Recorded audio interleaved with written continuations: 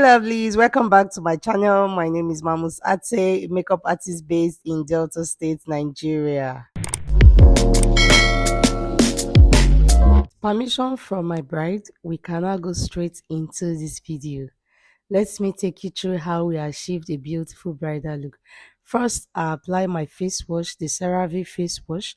This is very important for me, especially for those clients or brides that have a very oily skin. Massaging the face wash, especially on the T-zones area and nose, the areas that usually produce excess oils. Along with this, you can either use water to rinse the face or you use a clean wipes to just wipe off.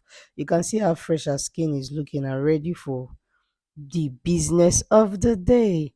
I'm just cleaning off our skin, our face using my toner and a cotton pad to just wipe those areas, and then I'm setting off using the Gunu Effect setting spray. Is also a rose water. Then I'm dabbing with my beauty blender to make sure all the products sit on our skin. Using my mini fan to dry all the products so they sit properly on our skin, and I move on to my moisturizer from the MSmetics Bomb moisturizer. The feeling is good and it's lightweight, so you just want to massage that into our skin. And then I am a fan of using my hands, my fingers to just, you know, press it into our skin, dab it into our skin to sit and sink in properly. And then I'm just rubbing under the eyes because those areas you'll be applying concealer, you don't want it to crease. So that's I'm just placing, dabbing, dabbing, dab, dab, dab. Let it sit and a bit dry before moving on to my primer. I'll be using the Becca primer. This primer is one of my best for oily skin. I only apply on the T-zone, which is the reason I love the MSmetics moisturizer because it's also dry. So I just used only this primer. And then, of course, I'm going in with my setting powder, the ROMCA, and I apply this only on the T-zone also, just to mattify the face. In as much as I don't want the face to be over mattified, I need to do this. This is a compulsory step for me. And then I'm just using a corrector, a brown and a orange corrector to, cover the spots, the arc she had on her face. So I'm using a small mini brush to just place on every areas that you have spots. Also using the yellow corrector from the MAC concealer palette, the MAC Cosmetics palette under her eyes. Just want to push that in, blend, blend, blend. A little go a long way, just a little amount because it's yellow in color. It's looking as if it is much. In real life, it wasn't this much. It was just a little amount. You can try it out and let me know the results you achieved. Now I'm going in with my foundation from the Juvia's Place in 302 and the Huda Beauty in Cinnamon. I miss this two shade because I want her face to be like a neck, and I'm spraying this Gunu Effect setting spray rose water on this face before blending my foundation. These two particular brown, Juvia's Place and Huda Beauty, this is the first time I'm mixing both shades together, and it came out so beautiful. In fact, more than what I expected. I'm just using my white glam brush to push on her skin, and then I go in again with my setting spray from the Guno Effects just to make that sit properly, and then I'm blending using my white glam beauty sponge. My favorite foundation brush and beauty sponge is from white glam, so you see me use this almost all the time, if not all the time. I'm done blending with my beauty sponge. Just check out the coverage of these two foundation. Like, it is a gold. Let me start dancing. Thank God, do no fame you, my eye for clear. So I'm moving in with my concealer to shade. Shades of concealer I use is from Elegant Medium Beige and MAC NC43, and I'm applying that with my brush. I use the warm shade of foundation, a very warm shade because I don't want heavy contour, heavy low light. And then this brush is from Y Glam. This is one of my favorite concealer brush. So I'm just pushing that into our skin properly. I love the fact that the bristles are light, so It doesn't really make your concealers to crack. So this is one brush I usually use for my highlights. Of course, you know your concealers are lightweight. You don't want a heavy brush to now make your skin work start getting rough. And then I'm moving in again with my sponge, my beauty sponge from the white glass. I call this skinning in skin. Skin. Well blended. Nice finishing, spraying my setting spray to let it sit, using my white glam beauty sponge to just dab the face, using my setting powder from the Mira Cosmetics. I usually dab the excesses at the back of my hand before putting it on our face to avoid any excess products and breaking of under the eyes. If you have issues of with crack under the eyes, try out this method and let me know how well and if you get better.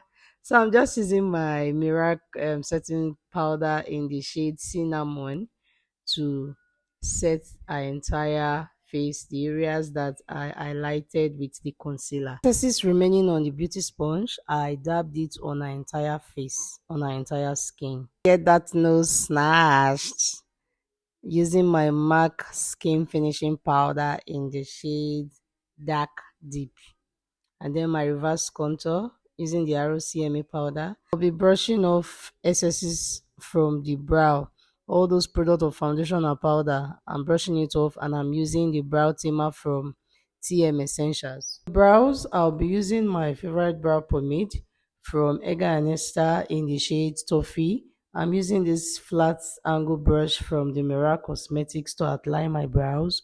I start off from the under and then moving on from the top, getting my meeting point and the perfect shape for a face shape. And then I do same on the other side. So whatever I do on the right hand side, I do on the left hand side.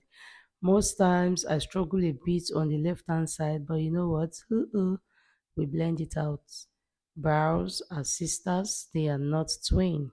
So we try to make them equal. But then the right hand side is always the easiest for me. And then I'm going in with my concealer, the same concealer I used as highlighter for her earlier on, which is from the LA Girl and a bit of the MAC. That hair just disturb me. Wetin happen now? Please give way. Okay, blending that in. Still on blending because you want to be very, very, very careful, extremely careful, so you don't clean the outline of your brows. You want it to be also be neat as possible. So you just blend. Whatever you do on the right hand side, you do on the left hand side. I enjoy using this brush recently. It's very flat. It make my work easier. And then I'm going in with that same brush that I used on a highlight earlier on. Blend. When I'm done blending, I go in with a powder to just set the brows. This is another favorite brush of mine from Vika Bell. So I'm just using a setting powder to blend it properly so it doesn't crease. And then I usually don't highlight top of my brows. All I do is just to apply a shade of a powder.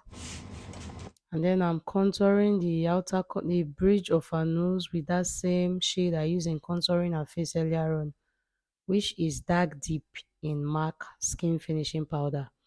And then I'm filling it in light stroke using the Beauty Line by Didi pencil. I'm going in a feather stroke form, not in a straight form. Brush it. Using my brow tamer to also keep the brows, the hairlines in place. And then I'm going in with my P. Louise eyeshadow primer. I'll be using this Smooth Beauty eyeshadow. These two shades. In fact, on this day, I don't just even understand what happened. The bride wanted something special, according to her, but she don't want anything pigment. So I was just blending, my sister. I put one color, I no understand. I put two color, I no understand. I put three color, I no understand. I went in with my Anastasia's Beverly eyeshadow palette.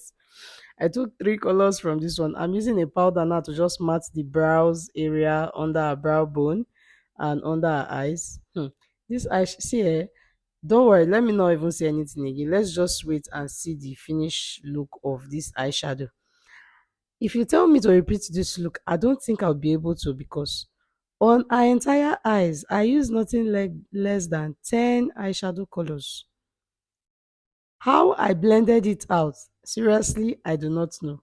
All I knew was that I needed to just give the bride what she asked for. I was just adding colors. I was not understanding. I was not feeling.